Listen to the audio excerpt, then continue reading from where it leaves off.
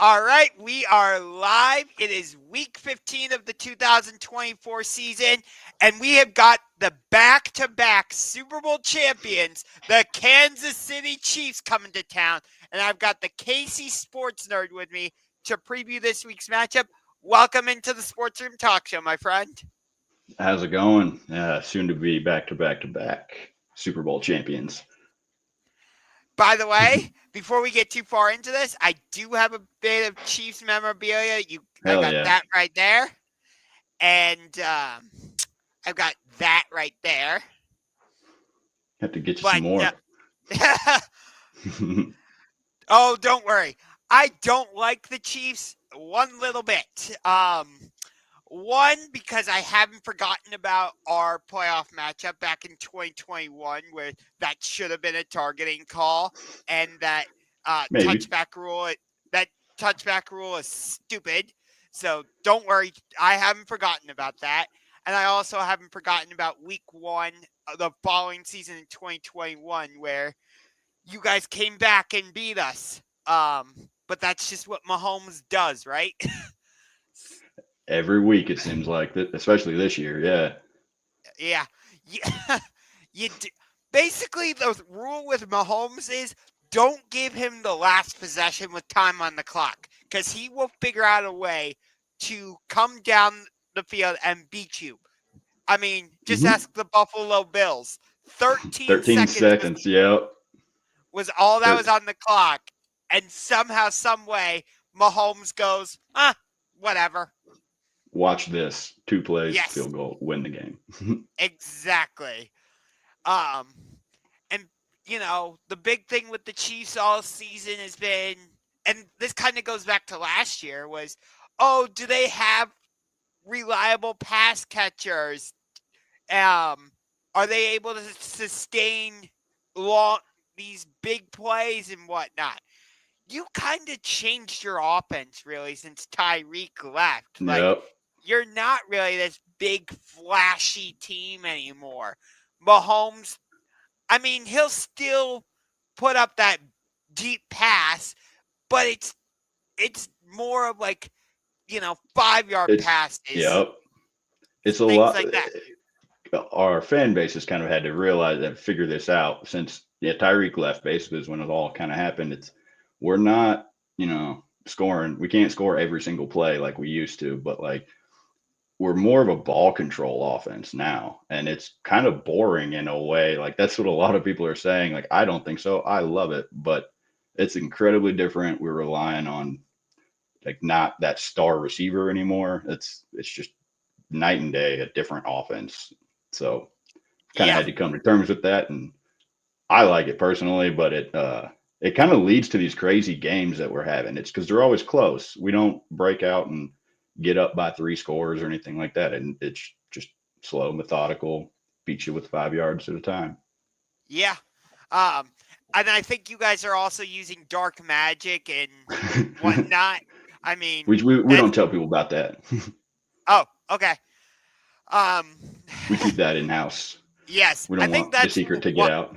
I think that's a lot of the reason why a, many of the NFL fans have kind of turned on the Chiefs is because they feel like Kansas City gets the benefit of the referees a lot, and you know Yeah, it's it's that gets annoying because it does. Like I get it. There are some bad. You kind of mentioned it in the first, like that Dan Sorensen knocked out fumble in the 2021 playoff game. It's kind of crazy. That should have probably been a penalty. I personally like that rule where if you fumble it through the end zone, it's a touchback, but that's a whole nother thing. But yeah, I don't know. It just seems like we're getting a lot of hate that it's just because we're on TV all the time. We're them on primetime games, so everybody is seeing the bad calls. But like bad calls happen all the time in every game. When it's the Panthers versus the like Saints or something, nobody cares. But so I don't know about that. Like that gets annoying as a fan base, I guess. But I don't know. yeah. Um, so this game is being played here in Cleveland, which this is going to be your first game in Cleveland since 2018, actually, which is Yep. kind of surprising. But at the same time, it's not because You guys have been winning the division for the past, Yeah, what is it now, 6 years in a row after, 7, I think, or 8. No, I might be 9. I want to look this up. because you just won the division this season thanks to a Mhm. doinked field goal. I know that. Yep, that was uh, kind of a perfect way to do it. That symbolized like this season. It's like, oh, it just comes down to the very end, a close game, and something lucky happens for us, and we win the division for it. So, Yep, it's I don't know, just kind of seemed inevitable at some point. The thing that I've been focusing on is like the freaking Bills need to lose a game because I'm terrified of not getting the number 1 seed. So the last, like the Rams just beat them, and so the last week or so has been pretty good for the Chiefs. yeah, I mean, they lost to the Rams, and that gives you a 2-game cushion Yeah, over them for the number 1 seed. At this point, the AFC Championship might as well be called the Arrowhead Invitational because you guys seem to get it in Kansas City just about every season, with the exception of last year when you had to go on the road to Baltimore and play in the AFC Championship. But it didn't matter to you. You guys still went into Baltimore and won, and that game just, was crazy. I yeah. don't know why they like.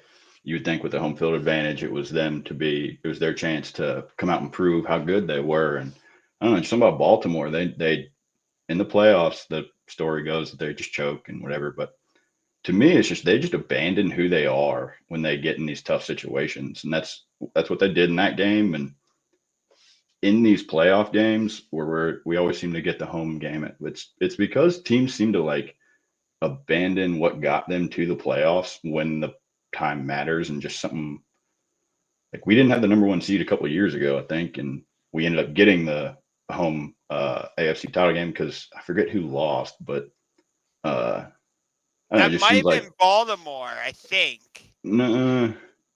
Did we have one? That we I'd have to look it up, but it's just teams seem to not be who they are, especially when they're playing the Chiefs too. Like I was kind of going to get into this a little bit, but Yeah. they abandon their like identities because they're think, oh, we're playing the Chiefs, we got to do something special. And I don't. I think it hurts the teams most. Like that's where our luck comes in, is these teams not staying true to what got them there and fights them. So Yeah. Yeah. It's hard to say what kind of team we are because we're 3-9, and you know we had number 4 as our starting quarterback earlier this season. It- Now I don't like saying yeah, his name. that's fair. He's injured, done for the season, and Jameis has come in, and you know we've gotten the full Jameis Winston experience. Yeah, yeah, you have. I'm trust me, on Sunday I'm fully expecting the same type of thing. Like I don't I don't know what version of Jameis I'm gonna get. And I think that's part of the problem is like against Denver he was really good. Against Pittsburgh, not so much. So am I gonna get the good version of Jameis this game? Like I don't know. He is the perfect example of Jekyll and Hyde. Whereas Yep. with Patrick whereas with Patrick Mahomes, you know what you're gonna get every week. You you can count on him to be like, okay, I'm down 3 with 2 minutes left. Give the ball to Mahomes. He'll go make something happen. I can't say that about Jameis Winston. That's true. I'm actually a big Jameis fan. I think he's a very good quarterback for a team that is maybe in transition in a way, and that's I kind of love that he's your guys' quarterback now because you're kind of saying if he would have been the guy the whole year, I think your record would be vastly better. I think you would be 500, possibly looking for that playoff spot. I Uh, agree. and so not to like get too much into it, but like I think it would be good for the Browns to just like let's go with Jameis and get rid of everybody else that don't need to be here. You know what I mean? And, Eh, and just You eat know it. what Like you know what the problem is with that? Well, I agree with that, but I think it's because the Haslams know they invested so much into number 4, and they gave him this ridiculous contract that is Yep. clearly, biting them in the ass. That Sunk and cost this, theory is what that is. yeah, Yeah. yeah.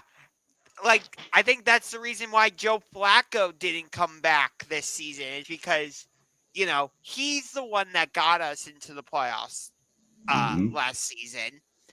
And so they didn't want it to be that if I'll say his name, if Deshaun plays bad, they didn't want him looking over his shoulder like this and being like, Yep. is Joe Flacco going to replace me? You know? And it seems like the fan base and I don't know about the team, but like at least the fans seem to like Joe Flacco a heck of a lot more and rallied around him. And Oh, yeah. like it, it's just a bad 100%. atmosphere. You don't want that veteran in there that everybody really wants playing. Right.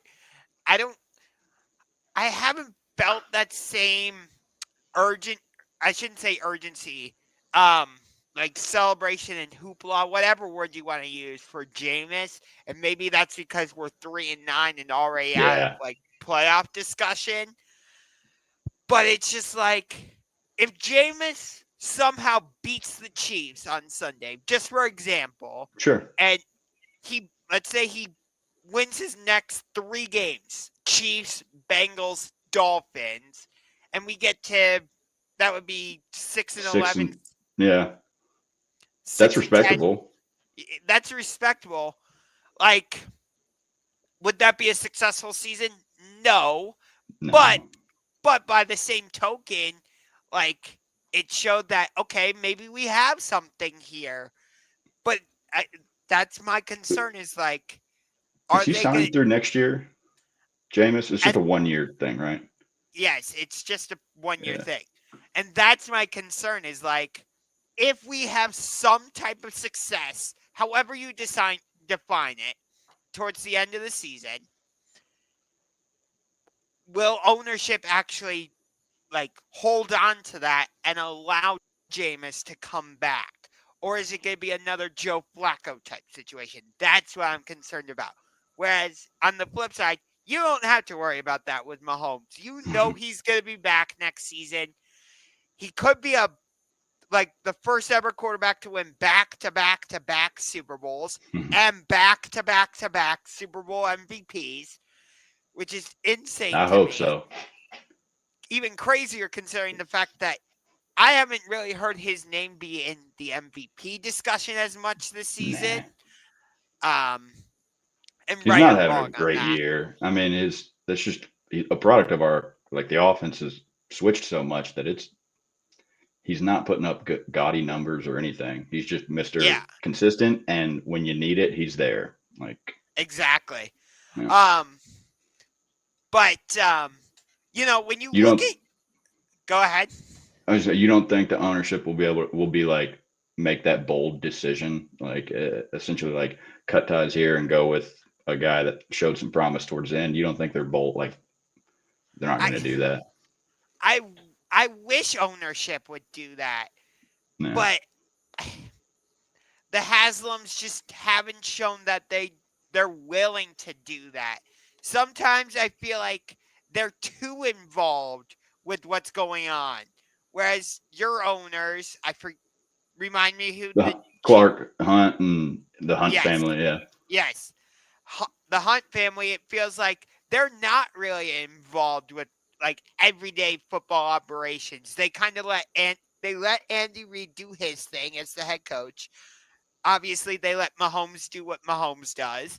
Um, and they let your general manager, Brett Veach, if I remember correctly, do Yep. his thing. Whereas, like, on the flip side, it feels like the Haslams want to get involved with what Kevin Stefanski is doing, what Andrew Berry is doing as the general manager. And I'm like, that's not how it works. Go look at a team like the Kansas City Chiefs, like the Pittsburgh Steelers, who we just played last week. The Baltimore Ravens. Sure, they've Yeah. only won one Super Bowl, but they're usually a playoff contender. They're winning they've won the division a number of times. So I'll throw them into the discussion. New England when Belichick The was their head Packers, coach. even like the Packers, they're kind of like Yeah, that. the 49ers, you know. You get my point though that like Yeah, you kind of want that hands off, like not trying to. Essentially, it's I don't know if this is right, but it's kind of an ego thing. Like if an owner can be confident enough in the people that he's hired and to like be hands off and just let them do their thing and not think that he knows better than everybody else. And that's really what I yeah, think Clark Hunt does well. It's he knows he's not like his dad, Lamar Hunt, is the smart, like one of the foundational, like Mount Rushmore people of the NFL. And he knows that like, okay, I'm taking over for him, but like don't try to be you don't need to make it your own. Just like we got a good thing, everybody like the fan base and it's super supportive, don't mess it up. So he just kind of was able to take a little bit of hands off approach, and I think that's what exactly. benefits him. Yeah. Exactly.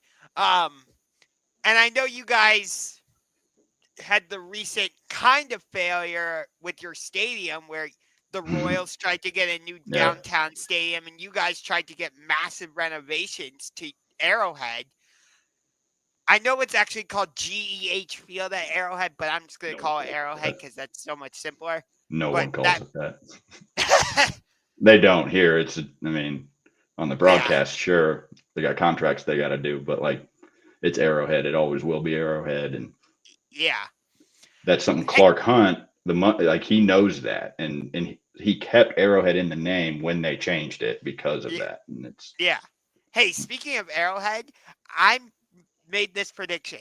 Even though this game is being played in Cleveland, I'm saying because the Chiefs are the back to back Super Bowl champions, because Travis Kelsey is a Cleveland native, and his famous girlfriend might be there. I don't know for never sure. heard of her. Uh, Neither have Yeah. I. That's why I'm saying she might be there. Um, and considering the fact that when I was at the 49ers Browns game last year here in Cleveland, it was at least 20% of the stadium was red in favor of the Dang. 49ers. So I'm saying that 50% of the stadium tomorrow is going to be Chiefs fans. I don't know if that means it's going to be all Chiefs red necessarily because red is your most prominent color. We But always wear red. Yep. I think 50% of your stadium is, or I'm sorry, Yeah. 50% of the stadium tomorrow is going to be Chiefs fans. I 50's kind of high. But I will say we've started as a fan, especially because of the success recently. Like we do travel pretty well. I know, like I've got family and friends that try to go to at least one away game every year, kind of thing. So I wouldn't be surprised if you hear a lot of cheers when you know Chiefs are scoring, and maybe even Yeah. the tomahawk chop if that's allowed. Yeah. I, I would guess it is. Um, but that's why I'm thinking it's going to be high. Mostly is because Travis Mm-hmm. Kelsey's from Cleveland. So there's going to be friends and family who maybe they're Browns fans, but because Travis is in town, they're going to switch to Chiefs red. But in terms of like getting into the actual matchup, like I said, Hold this on. is your I got a question uh, for you about the stadium, real quick. Like, yeah. I know Browns fans, they've got a great fan base and everything. How do y'all do when things aren't like you said? You're 3-9. The playoffs are not really a thing this year. Like, would No. you think a lot of players would be like, or people would be selling their tickets or because Chiefs did like the Chiefs got a good fan base, and when we were 2-14, like there was not a lot of people there. Like, Yeah. It. I I just would wonder if there'll say be a lot of people selling tickets to people traveling. I wouldn't be surprised if there's a lot of people selling their tickets Yeah, for this game, considering the fact that we're 3-9 and we're officially eliminated last week. Um, Granted, even if we had won, it would have been a long shot. We would have had to win out. I think Baltimore would have had to lose out, and Indianapolis and Tennessee would have needed to yeah, lose a handful of it's a hell games. of a parlay. Yeah, so probably wasn't going to happen anyway. But We'll see. yeah, It's this no, week's super important for seeding and playoff matches and setting up kind of everything oh going yeah, forward. yeah. Um, this is an interesting placement of this game for you guys because you still got Pittsburgh on the horizon. Hmm. You have Houston next week, which the Texans are kind of mid right Who now. knows what they are? Yeah, they're. Um, I was a big yeah, CJ that Stroud fan, and he's not having a good second year. And no. I actually predicted the Texans would be the number one seed before the season started because I had high hopes for the Texans. So that shows how much I know. But losing Nico Collins hurt a lot. That guy's good. Like Nico Collins is a true number one in the league. yeah, but like this is an interesting spot for this game for you guys. Like, because again, you got the Texans on Saturday, I think it is. Then you have to turn around and play the Steelers in Pittsburgh on Wednesday, which the universe might not exist after that game when your dark magic meets Yeah, Pittsburgh's dark magic. We'll see how that goes. we're gonna But tie. oh God. Yeah, to But what make do it you? even more Yeah. confusing. Like, does that concern you knowing that you have the Texans and the Steelers and the Broncos coming up, knowing that like you got kind of this lull game before that little Yeah, a little stretch? bit of a easy to skip over kind of game. I don't really worry about it because really like Andy Reid does a great job at getting people like focusing on what's like the weekend coming up. Um, so I'm not super worried about that. But Okay. uh, but like for the games coming up, that's a lot of games and not a lot of days. So I'm not sure. Like I could see a loss in there. Like Steelers game's a toss up. Like I would have thought Houston would be a lot more difficult at the beginning of the year, but I don't know. That doesn't seem too bad. Yeah, especially because you got that game in Kansas City. Um, but you guys are 12-1 on the season, like we've talked about, and you're probably gonna get the number one seed in the AFC and get that first round bye. But when I look at your offense, obviously it starts with Mahomes and Travis Kelsey. But like you said earlier, you guys really have become like a ball control type team. Like it's a lot of run the ball with your running backs. I, I The, excuse me. the I expect Kareem Hunt to get a pretty big load, especially because considering he's going against his former team because he was with us last season and he's an Ohio native. So I think he might go to Andy Reid and say, "Hey, I want to be more involved in the offense this week." I wonder So if he considers it a revenge game at all. I I don't don't think think so, so. but like I don't think yeah, so. maybe just he'd be motivated just from being back there and seeing people. Yeah, that's what I mean. Like Yeah, maybe he goes to Andy Reid and says, "Hey, can I get a few more carries? Because I'm give me the playing." goal line stuff. Yeah, Yeah, exactly. I I think our ball like for the game it's going to be all ball control. It's going to be more of the same. But I think injuries this year have actually made it even more so. Like we thought we had more of a high-powered offense coming into the season with Rasheed Rice being better and Hollywood Hollywood Brown on the Brown. team. Yep. Yeah, And you and got then we Xavier drafted Worthy. Worthy. Yeah, Yep. uh, Why do the Bills keep making draft day trades with you guys? Why? they are masochists. I guess I don't know. They the thing is, I when that trade happened, I'm big into the NFL draft. It's actually my favorite event of the season. Sure. I do a lot of prospect research, but when we traded up, it was kind of the like moment that proved what type of wide receivers does Andy Reid like? Is there any doubt in the world, or is this just kind of everything before was circumstantial and blah blah blah? No, Andy Reid only goes for speed receivers. Like that's it. That's his because at the time there was a few receivers on the board that could have fallen to us at the end of the round, like Xavier Legette was one, Keon Coleman, even the guy the Bills got. You go back to like George Pickens back last year. He does not like those guys. So he traded up. Worthy was there and he picked him. And I was thinking, this is the most Andy Reid thing ever, Yeah. packaged with the most Buffalo Bills thing ever, apparently. And it's Yeah, just kind of it was because that cool. is how you got Mahomes in the first place, is because you traded with the Bills. Uh, and well, we all know what that you've done since. Which I need Mahomes to play well this weekend because he's my starting quarterback in fantasy football, and I'm trying to avoid punishment. Uh-oh. So yeah, that He hadn't he's been super great for fantasy. yeah, I I know it's been a little hard. He's projected to get 18 points, but no, it's interesting you say that about like Andy not really going for that big physical wide receiver.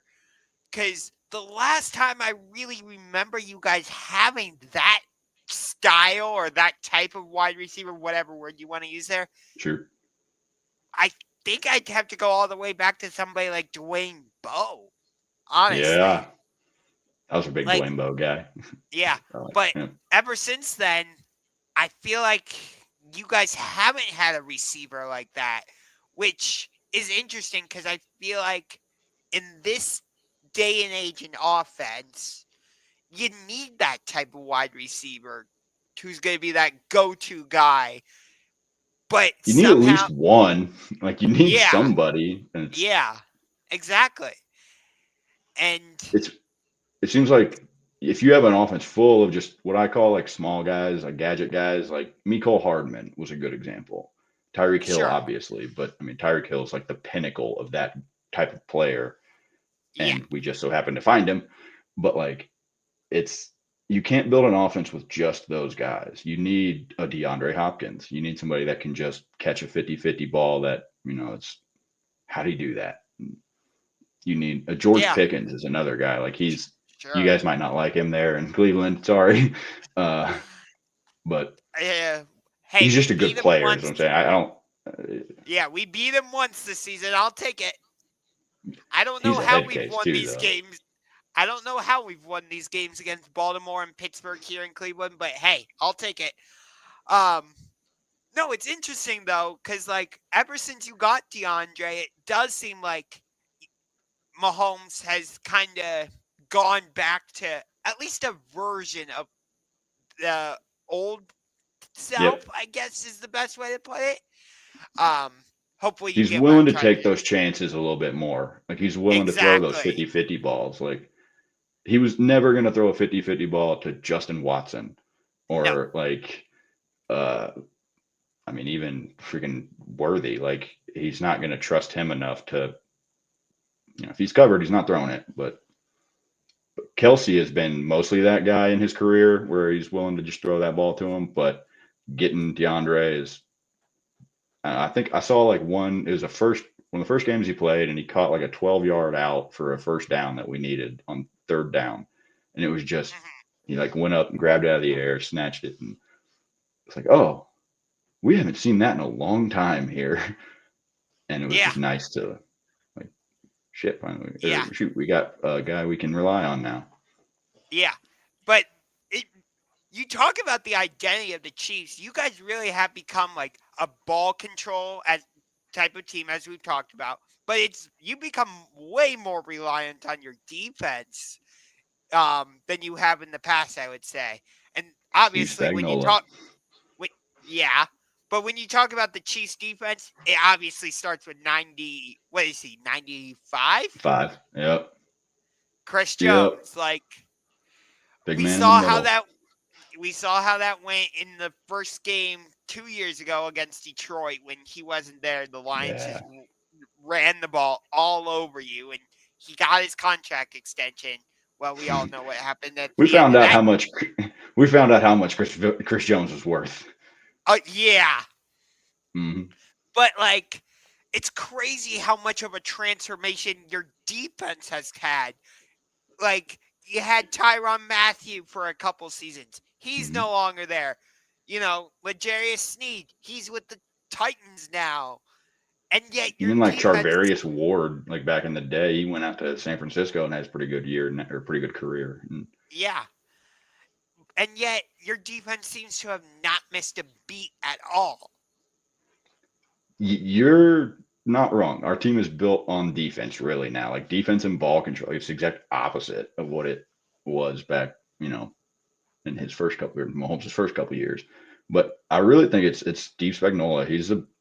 He is quickly becoming one of the greatest defensive coordinators in the NFL of all time. To be honest, I'm not Sure. saying he's the greatest, but he puts together championship level defenses and knows his scheme is kind of like Andy Reid. He's got a really defined type and scheme that players fit into.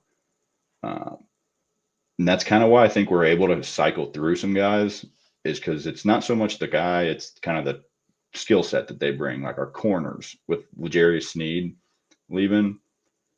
It hurts. It does hurt, but he's just a tall, lanky, physical corner, and that's really a type that we go after in the draft, and it seems to work with the kind of just replacing him and like Jalen Watson is the guy that this year was playing our number two behind McDuffie, and McDuffie slid over to the number one, and Watson was having a real good year, but then he broke his ankle or something.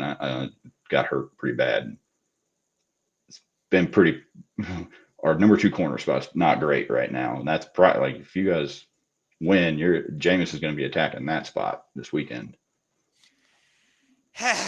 I mean, We the we thing with don't have the a DBs like we're yeah, thin.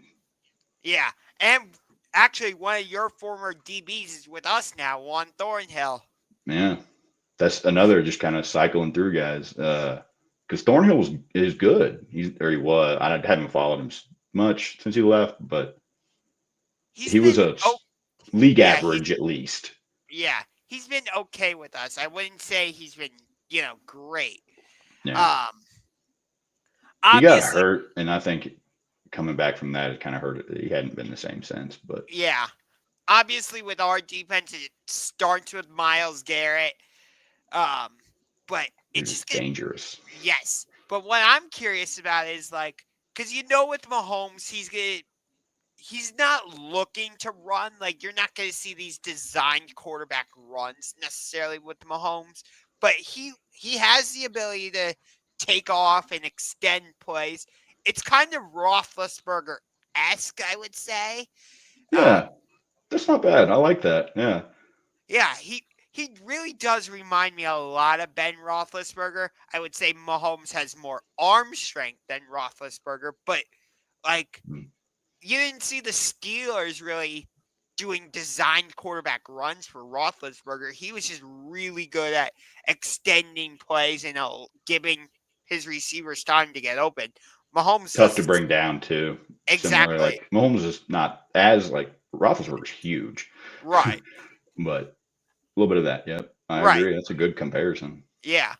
So it's gonna be interesting. I really wonder how the Browns have been like preparing for Mahomes. Like I wish I could be like a fly on the wall to see how they're practicing and like getting ready for Mahomes like escapability because that's not something you see every day in the NFL. To be honest, if I was you guys, I wouldn't even worry about blitzing or anything. Like it sounds stupid, and this is just me saying something, but like I would just rush Sure. three. I would literally just have Miles Garrett and whoever. Sorry, I don't know who's on the other side, but and then up the middle, just have one guy and just kind of like because our tackles are terrible. They're like Miles Garrett can get there by himself to be like, and what gets us like you're going to get pressure regardless. Like you can get pressure with three guys. So I would honestly rely on that and just cover in the back end because we don't have a guy that can just take over a game as a receiver. Like even Kelsey's kind of old now, but that's what I'm most worried about is if you guys just commit to not even trying to, be aggressive on defense, but yet still getting pressure. Miles Garrett's gonna have a field day.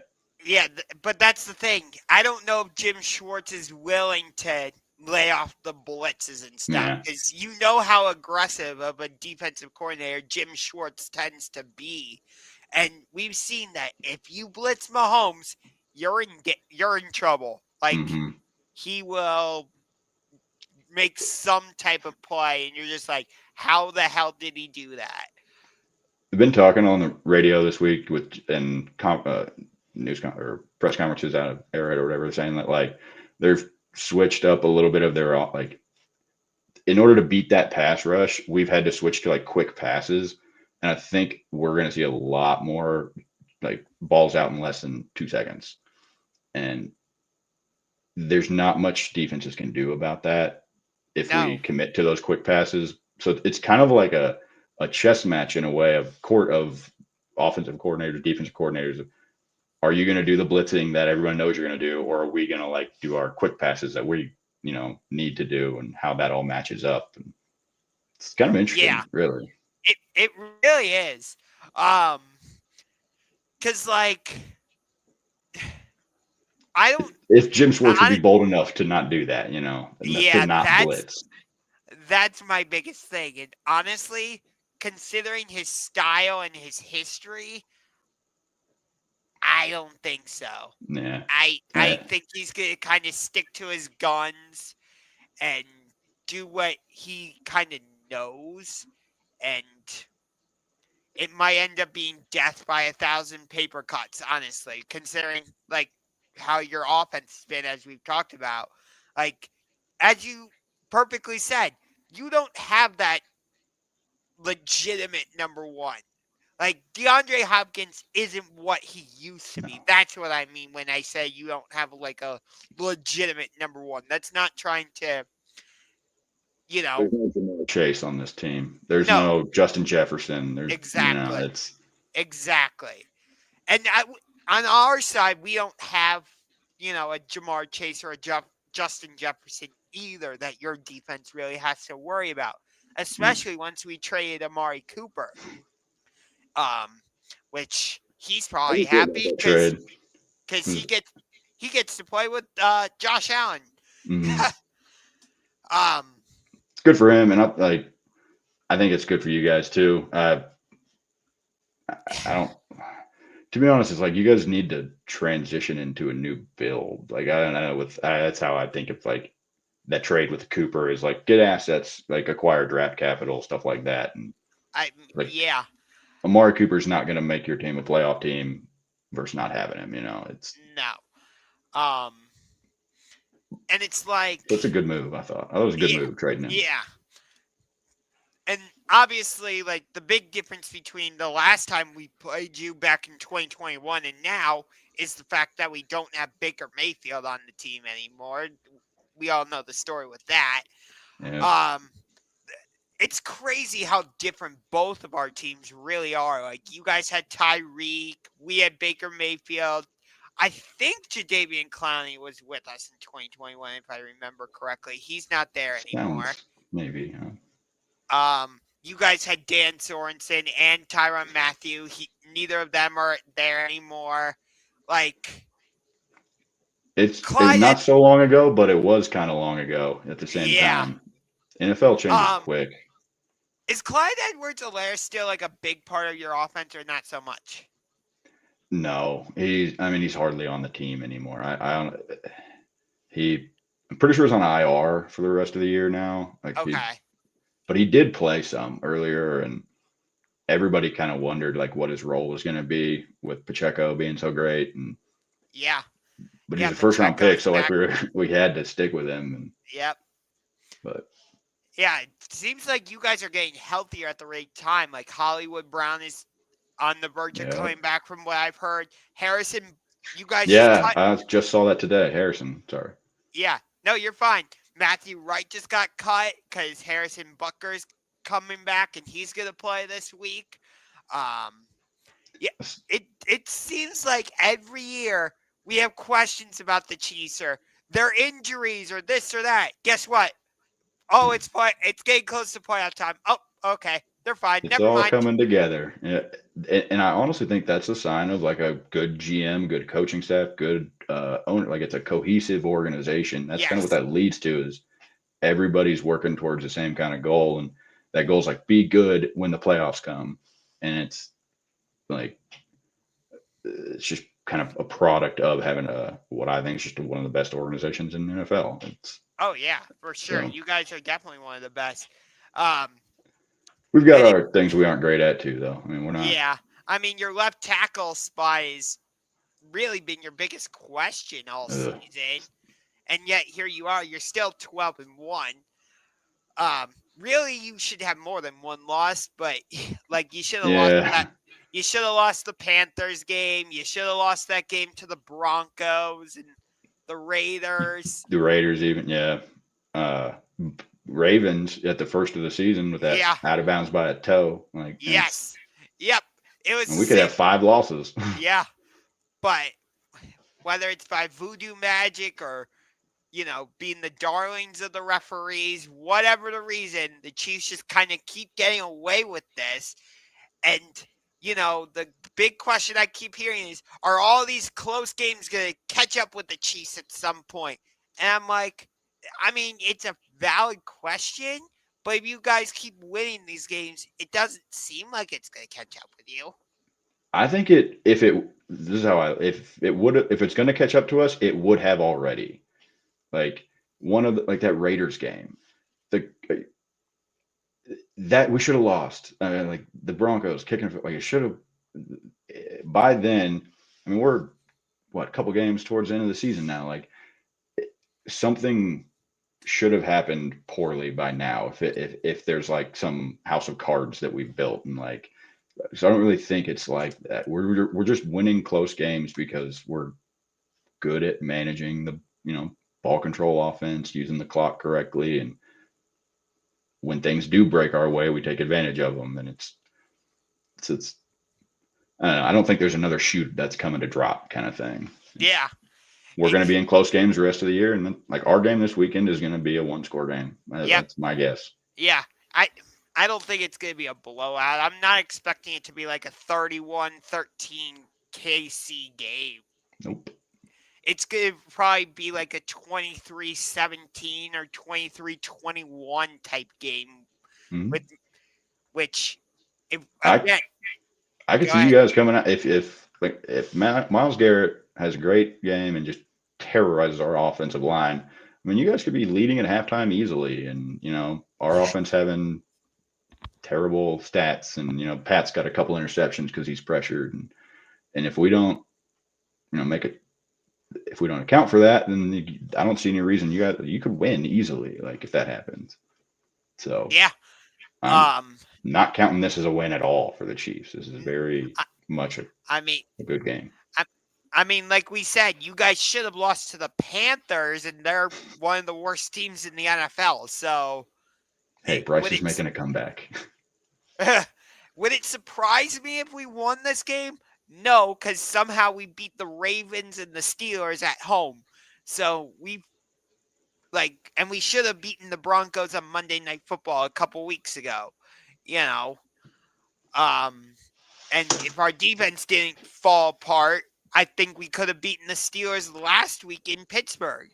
Honestly, so it's like that's been the most frustrating part about this season is there have been so many games where it's like we were in position to win them, and if maybe if Jameis had been our quarterback all season, we win those. It's honestly that's the most frustrating part, and we got Grandizer in the chat now. So what's up to you? But Hey, that's the most frustrating part, as you kind of touched on earlier. it's it's almost like you can't take too much of what you learned the previous weeks and the previous months. Like it's every Sunday is a singular event in and of itself. It's like, can you handle the things that happen in that game, the ball breaking one way or a penalty being called one way or the other? Is your team disciplined enough? Is your team like headstrong enough to deal with it and stay the course, if you will? That's really how I view the NFL. Is a weekly thing. Like there's anything can happen, and don't try to predict too much based on like stuff that a couple weeks ago or something happened. Yeah, I like that, and I also like when Grandizer helps me out. He says, "Did you cover the three keys to the game?" Not yet, but we can get to that now. So for Sure. me, my three keys would be as much as you guys have become like a ball control offense and slow, methodical drives, not so much the high explosivity. I still think it's a big key for us is keep you got your offense off the field as much as we can. The less we see of 15, the better. So, like, if that means, 5 yard passing routes or just a lot of running the ball, I'm cool with that. Um, Easy completions kind of thing. exactly. Yep. My second key would be if we are going to blitz, keeping the passing or the rushing lanes. There we go. That's how I want to say it. Because Mahomes has the Yep. ability to break, contain, get outside the pocket, extend the plays, take off and run. So staying in your lane and keeping him like contained as best you can. That I think that goes without saying. Definitely. I And then agree. That's yep. And then number three, as much as like DeAndre Hopkins could hurt you, Travis Kelce is still the number one kind of option for Mahomes in the passing game. So I would Definitely. say trying to take away Travis Kelce. I don't know if you want to double team him necessarily because that's one less defender on like Xavier Worthy or some of Hmm. your other receivers, but trying to do something to take away Travis Kelce. He's still got to be the focus of your defense for sure. You're not maybe Exactly. doubling every single play, but yeah, he's the focus for sure. Occasionally. Maybe Yeah. do a little bit of like a bump or like a Third downs. I mean, yeah. important situations is really where that's Yep. at. We saw we saw that exact thing with him in that Chargers game on Sunday night last week. Mahomes was getting pressured. Boom, he throws it right to Travis Kelce, and you're like, why am I not surprised? Yeah. Why are you not covering him? Yes. That's my question. So what Yeah, are I your think those keys are great. I agree with all three of those. On the Chiefs side, it really comes down. It kind of lines up with your keys as well. It's like left tackle. Key is going to like that's really the most important key for the game is going to be can we stop the pass rush because we haven't really shown an ability to do that much. But every game's different. But so if we focus on shoot even triple teaming Miles Garrett even, but having those the running backs staying for the chip and really focusing on pass protection is going to be first key. I think that's really if we can hold that off, it's not much Browns can do on that end. I think it's going to be a pretty good game if we can pass protect well. But second would definitely be ball control. It's no turnovers. That's the thing that kills our team. Our rhythm is something silly just happens. A tipped ball gets picked off. It's trying to really focus on not turning the ball over, holding on the ball with two hands when you're running. Like it's that's what frustrates our team the most. It's just because we know that if we do hold on to the ball, we got Pat Mahomes, we got Travis, like it's going to work. So since unexpected things happen, it really throws a wrench in the game plan. So trying to avoid those. And then lastly, penalties, like try to, it's staying disciplined is really, if we stay disciplined and we don't beat ourselves, that's the recipe for the Chiefs every week. It's doesn't really matter who our opponent is at that point. It's if we play our game and don't make any mental errors and be jumping off sides and lining up off sides like our right tackle does all the time. Like if we can avoid those silly things, not beat ourselves, you're gonna have a good day. So it's pass protection, hold on to the ball, no mental errors. That's yeah. And then we got another question. Which three what three rookies have impressed you the most? sure. Worthy first. I mean, obviously the most notable one.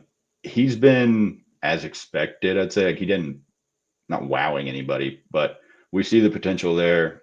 So we're happy with him. Still room to grow though. Second, probably Jaden Hicks.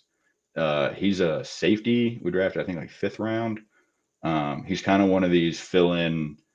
Somebody leaves, you got to replace him. And so we draft a guy and build like Spagnola builds him up, and he did a fantastic preseason. He was honestly one of the best Pro Football rated, whatever, I don't know, grades in the preseason. It doesn't mean much, but he's started playing a lot more now. He's kind of taken some playing time away from Brian Cook, Mm-hmm. who has not really came back super well from his injury.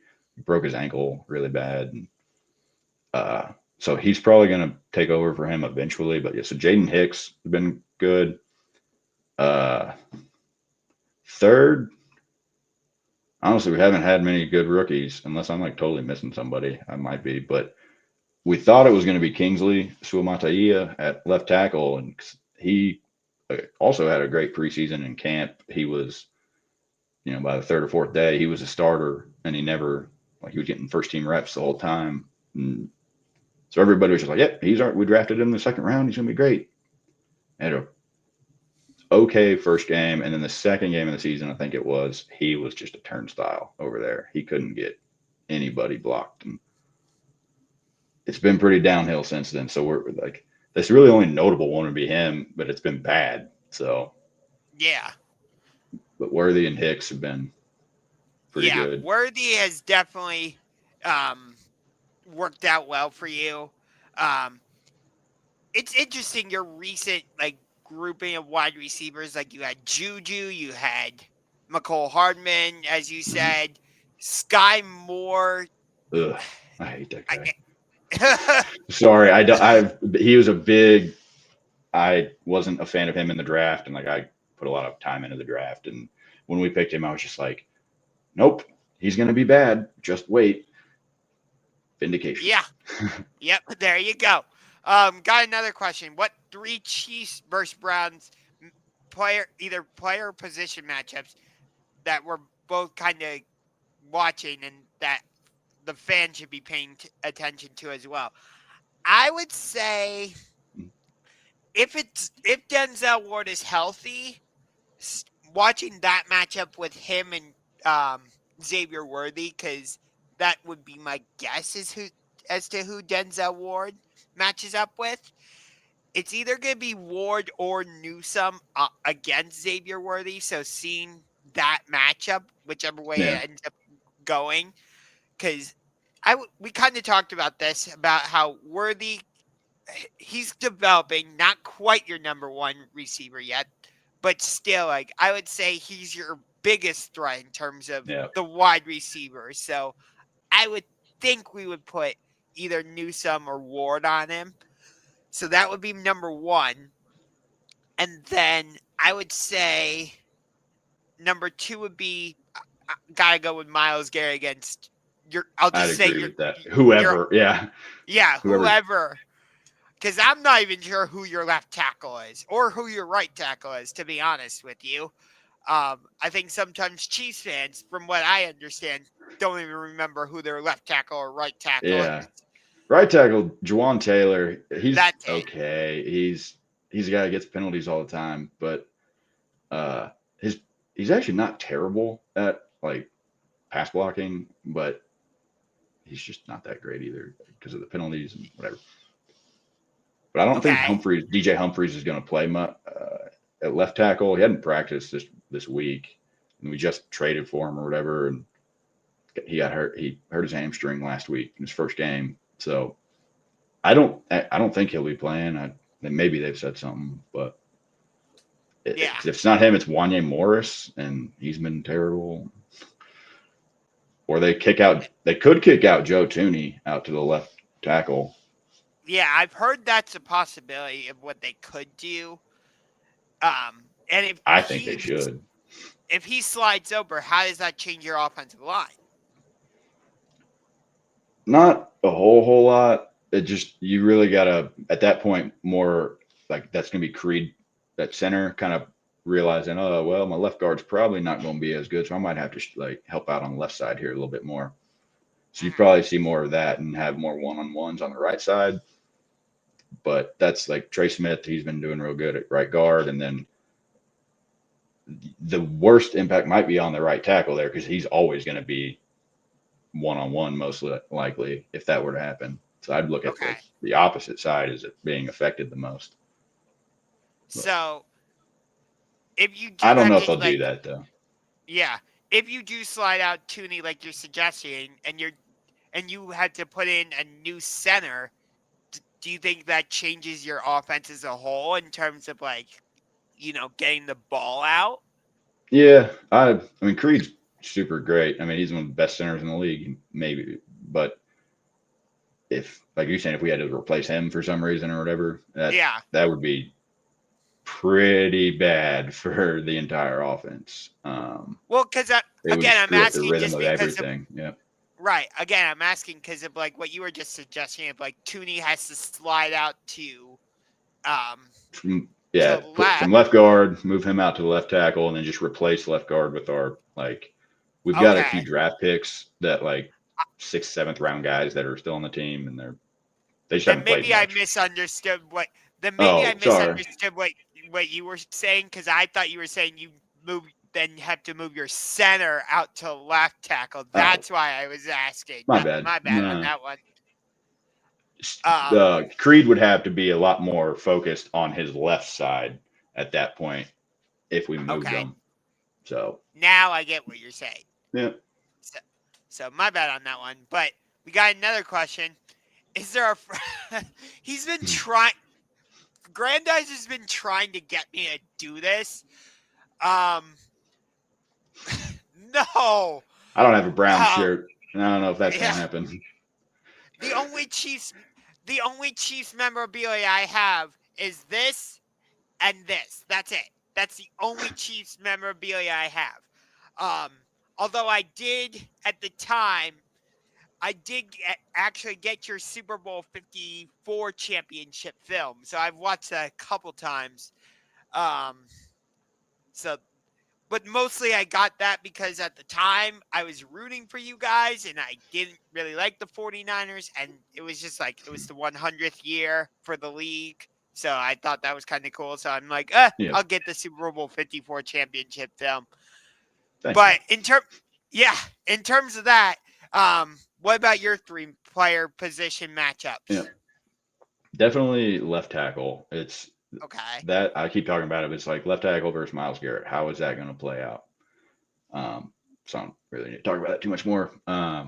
right. But then I'd also say like how you kind of mentioned Denzel Ward. It's our number two corner. Whoever ends up playing that, I don't know who they're going to be matched up against exactly, but whoever our number two guy ends up being, that's going to be a soft spot for if you're looking for a big play in the passing game. You're probably going to be attacking there. So I'd uh, say that's probably the second most important matchup. Um, and then honestly, I'd say the last is just our running backs versus holding onto the ball. And you know, like if they can maintain that ball control, like I said, ball control offense, and I'm not looking for them to get 150 yards in a game or break off 20, 30-yard runs every play. Just give me 4 yards and hold on to the ball and go back to the huddle and do it again. Like that's really where I think like the last matchup would be, is just holding on to the ball. Yeah. It's kind of silly, but Um, I mean, yes, it's silly, but I'm looking at the forecast actually for tomorrow here in Cleveland. Um, and it says it's going to be rain, high of like 45 degrees, 90% chance of rain. great. Uh, winds at Even more 15 to important now. yeah, winds at from the southeast at like 15 to 25 miles per hour. So, and That's you're not playing nothing. no, but I mean, you guys play in Arrowhead. You know what it's like to Yeah. play in weather. It's not like you're the Miami Dolphins coming from. I mean, we Coming saw how from Miami to play in a negative 10 degrees or whatever it was last year. that that I was was at that game. Oh, I'm so sorry. It was awesome. Oh well, okay then. Um, Well, I mean, it was terrible too, but I I'll remember it for my whole life. So yeah, I get what you mean. Um, as Grandizer said, Chiefs lead the series 15 to 11 to 2. I didn't even realize we had uh, two, cool. tied twice. Yeah, like I said, 41 to 41 degrees, winds at 16 miles per hour, definite rain. Grandizer likes to help me out with this type of stuff, which I appreciate. Yeah. Um, yep, there we go. Um, Nice. 28 times. So, and like I I said, mean, this is we're going to be your first. two of Huh? the most historic AFC teams, right? I Yeah, mean, yeah. But we came back in 1999, so there's that. But we've just hit the y'all got hour did mark, and dirty. yeah, I'm sorry. we I'm so just hit I the. love that story is really interesting, but Oh, I know. I mean, hey, for the record, you guys only exist because your owner moved the team from mm-hmm. Dallas because you were originally the Dallas Texans, Yep. and then you became the Kansas City Chiefs because you didn't want to compete with Jerry and the Cowboys. That's exactly right. I love the whole formation of the AFL and how that they end up merging and like I think it's for Kansas City specifically. I guess like that's a really Yeah. proud moment for our city and because Lamar Hunt was so integral for it. So I, Oh yeah. Um, I like this question too. If the Chiefs win, who is the player of the game? I feel like it has to be Mahomes. But actually, I'm going to go with a different route. If the Chiefs win, I'm going to say the player of the game is Xavier Worthy. Because, and not so much because of the passing game, more so because of the running game. Because I've seen you guys kind of use him in the in the run game, I mean, through like jet sweeps and stuff, and I think he'll be a little bit more involved in terms of that. So I'll say Xavier Worthy is the player of the game. And if we win, I'll say player of the game is Miles Garrett because he kind of has to be. Yeah. Can you hear me? Sorry, my headphones just died. Is the audio Yeah, any different? Okay. yeah, yeah, Uh, I got you. I said if Chiefs win, it's probably gonna be Pat. I mean, I don't know. It's the easiest answer. Yeah, Maybe if Travis goes off for a couple touchdowns or something like that, I could see that. But um, if the Browns win, I think Miles Garrett's a good one. But I could also see like you're gonna maybe you get the good version of Jameis and he comes out and has like 3 touchdowns, no picks, 300 yards. Like that's player of the game to me. And yeah, so I think the logical choice would be Miles Garrett because he's gonna be in the backfield every play. But Jameis always carries that like maybe he'll be great. yeah. Jameis is the biggest X factor in this game. I think for both sides, he kind of is. But in terms of score predictions, look, as much as I want to pick, um, oh wait, there we go. Yeah. Look, I want to pick the Browns to win this game, but we're 3-9. We've lost two straight. We're out of playoff contention. Like, I don't know what version of Jameis we're gonna get, and we're facing Mahomes. Enough said. Um, Not to mention the fact that you guys are the back-to-back Super Bowl champs. So I gotta be honest here. I'll say the Chiefs win.